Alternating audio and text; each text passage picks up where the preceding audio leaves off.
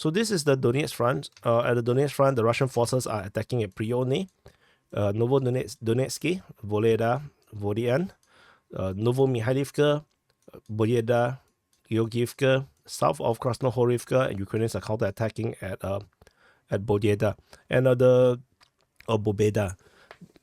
The ones over here, Prione is more positional, and Voleda and Vodian is also more positional. These are all like fire missions. They are just firing. They are not attacking in the assault. The rest are assault. So, and in this area here, Novomykhailivka, there is some news. The Russian forces have penetrated deeper into the center of Novomykhailivka, according to the Russians, and they have reached the church. But the Ukrainians are still holding a very strong defense.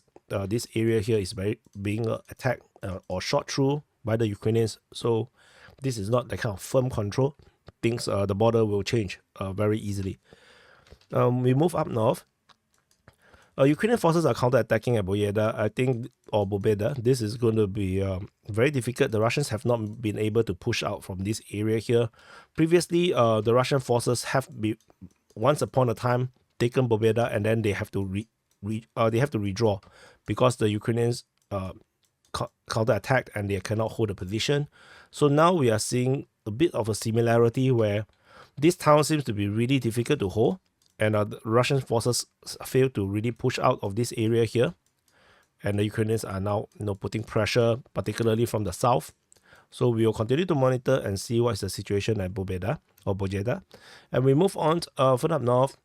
The situation at Krasnohorivka is interesting because the Russian forces have attacked, and the Russian sources continue to claim the Russians are attacking in the south, into the city itself. The Ukrainians have not acknowledged this at all. So this is now a parallel universe right now. The Russian forces basically claim, or rather Rybar claimed that they are now on the 3rd Street. They are now moving up to this 8 Bereznia Street. So we will continue to monitor and see what is this situation, because the Russian side is a bit, like the Russian reports is a bit too specific to be wrong. But we will continue to see how this goes, because the Ukrainians still have not acknowledged this just yet. Maybe Deep State UA is trying to hold back the information until there is a geolocation happening. So then they have no choice but to reveal the information. So that's all. Moving into the Avdiivka front.